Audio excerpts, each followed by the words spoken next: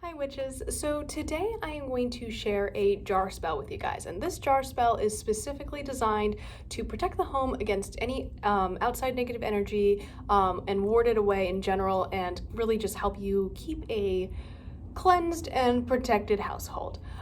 If you have a large property, I actually recommend making a couple of these and burying them in the four corners of your property. They sell like really tiny spell jars, like almost like ones that you could put on your necklace, like on a necklace or something, that you can make in a modified version of what I'm going to show you, and then maybe make a really big one the way that I'm going to show you how to make it. So if you want to save space, those little tiny spell jars, like even the ones that are like this big, are really great, and those ones you could definitely bury around your property, no problem, and you would be able to use all the ingredients. So it's kind of up to you. But for today, you are going to need, oh, you can actually see my little jar. You're going to need a couple things. Number one being your jar. I got this jar, like I repurposed it. It used to have food in it, but this used to have like pickled ginger in it. I love pickled ginger. It's like the stuff that you get at sushi restaurants. I could eat it all day. I love it. So I really like the shape of the jar. I thought it would work perfectly, and so I decided to use it. Plus, it had a black top already, and black is such a protective color that I was like, this is gonna be perfect. So you just need a jar, any jar, literally a jar. Then you are going to need your oh, maybe not put it in front of the frame, huh? Okay, then you'll need your black salt. So here's mine. This is from the other video. And then you'll also need some black pepper, so it's already sounding delicious. The next thing you're gonna need is some rosemary, which is my go-to protection herb. It's great for cleansing and also just everything, cleansing, protection, anything you want to do, rosemary. The next herb is a little bit different, and this one you'll probably have to find at some sort of specialty store, but this is angelica root, and this is really great for removing any sort of negative entity from your house, from preventing negative entities from coming in, and in general protection. So I really recommend that you invest a little bit. This was like $2.50 for this little bag of it. I'm not going to use all of it in this spell, so I'm kind of like, I'm chilling, right? So angelica root is super great, and it basically consecrates anything it touches. So yes, 10 out of 10, recommend. The next thing is going to sound a little bit weird, and if you're uncomfortable with this, you can totally omit it from this jar spell, but you will need, you will need 9 iron nails. If you work with the Fae, they don't really like iron that much, so maybe omit this if you do work with them. But in, growing up, I did learn some traditions, I guess, that I bring into my craft from family members who did practice Santeria. Because if you guys don't know, I am half Puerto Rican, and like, even though they didn't really practice it, there were like some witchy things that they did, and iron nails were part of it, including like burying them places for like protection. So it's something I carry with me in my craft. Again, if you don't want to do that, you don't have to, but using iron and iron nails is like a very common thing to do in witchcraft. In fact, back in the day, like 1600s, witch bottles were made with nails. So like they would, if a witch was hexing you or making a protective ward, they would put all sorts of like gross stuff in a bottle, including nails, but like also like blood, spit, urine, just like gross things, and like a mix of herbs, and then bury it as either a hex or sometimes as a protective thing. So witch bottles are very interesting. If you would like me to do a video about that, I totally can. You don't have to be a practitioner of a certain tradition to use nails in your practice, in my opinion, but I would love to hear a debate if there is debate. I don't know if there is, but anyways, iron nails. Use them or not. The next 2 things you're gonna need are crystals, and one is obsidian, which is mine. I got a snowflake obsidian, and then I have a tourmalated quartz, which is kind of cool. It has like black tourmaline in it, but it's also quartz, so it's like really cool.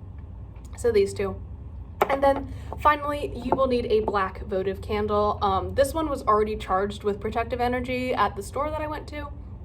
You can find these for like $1. This was a little bit more than that, but okay. So the first step of this is casting circle and calling on your gods if you so choose, if that's part of your tradition, but just generally getting yourself in a mindset to work. If that means lighting incense and putting on music, so be it. The next step is to mix your herbs and salt together. So I do this intuitively. Oh my gosh, there's a bus outside. I'm super sorry.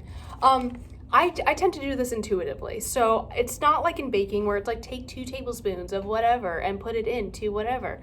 I just pour herbs until you feel it is correct. So that's my best advice in witchcraft. Just do it until you think it's right. That's just life though, I think, right? I don't know. So I'm gonna put in some rosemary, some of that. Then I'm going to take my black pepper, which literally comes from my kitchen. So don't be afraid to use things from the spice aisle. Just put some black pepper in there, just really spice it up. All right. And then I'm going to take my angelica root. Oh, it smells very interesting. Sorry, I know that was a weird thing to do, but like it's been a while since I've used this, since I've been able to use it, I should say. So put some of that in there. Good stuff. And then I'm just gonna mix it up a little bit. I'm gonna use my, so, oh yeah, also this thing, this is not a mortar and pestle that you usually get. I straight up, like, this is for making guacamole, like, and I just co-opted it for witchcraft. Like, it's fine. So don't be afraid to do that. In my opinion, I think it's fine. You don't have to go to a witch store for everything, because this, it works just fine. All right, so now that I have all of my herbs and stuff mixed in, I don't know if you guys can see that, but hopefully you can. I'm gonna pour it into the jar, and I'm gonna do this really quick because it's gonna be kind of messy. So that was less messy than I thought it was gonna be, but I got all of that into here. I feel like it looked like a lot more in the bowl, but it actually fit really perfectly to go in here. So all of my black salt and my herbs are nicely in there. And then I'm gonna take my nails and I'm gonna like pierce them into the salt. And I'm gonna try to do this as best I can around the circumference of the jar. Kind of like let them stand there for a second. So hopefully you guys can see that. Can you see that? Can you see that? I don't know. All right, I'm sorry. There's like still some adhesive on this, but it doesn't matter because it's gonna be covered in wax. So just putting some jars, some nails in my jar.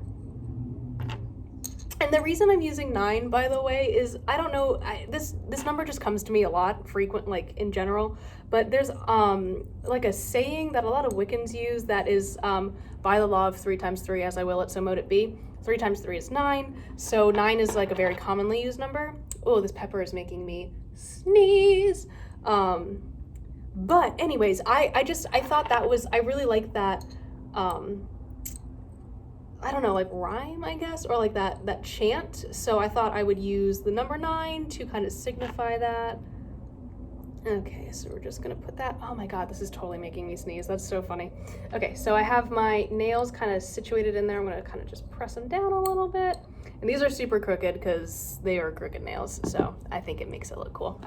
And then the next thing I'm gonna do is take my 2 crystals and I'm gonna put them in the center of the jar. That way, they are kind of nestled within that protective circle, that iron circle. And then I'm just gonna put the top on the jar. So I don't know if you guys can see that. I know there's a glare, I'm really sorry. But yeah, my crystals are nestled in there. Okay, so the next thing you're gonna do is take your black candle and put it on top of the jar like that. If you would like, you can carve protection in there. I'm not gonna do it. I find that this is a very protective spell jar as it is. But it's just an extra step if you wanna do it. If you wanna carve a protective sigil on your candle, feel free. So I'm just gonna take this and I'm gonna like take my lighter and I'm just gonna do some of that. And it didn't catch, of course not. And there we go. Okay, so now that I have the candle lit, I'm gonna let it burn all the way down and the wax will drip down the sides of the candle, or the sides of the candle, and then onto the jar. I'm very tired, I'm so sorry guys. But basically this seals in all of that protective energy. Then all you really need to do is charge your candle in, oh my gosh, charge your jar spell in the light of the full moon, which is conveniently on Saturday the 27th. If you're watching this, and if you're watching this before then, I should say.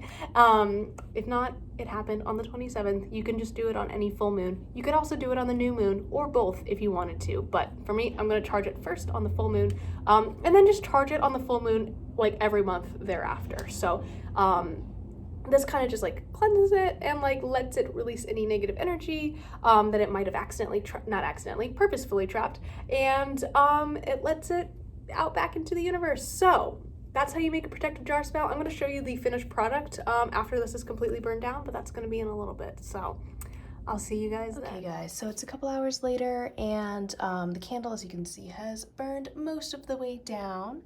It's getting kind of late and I'm getting ready for bed, so I did snuff it out, making sure to snuff and not blow it out.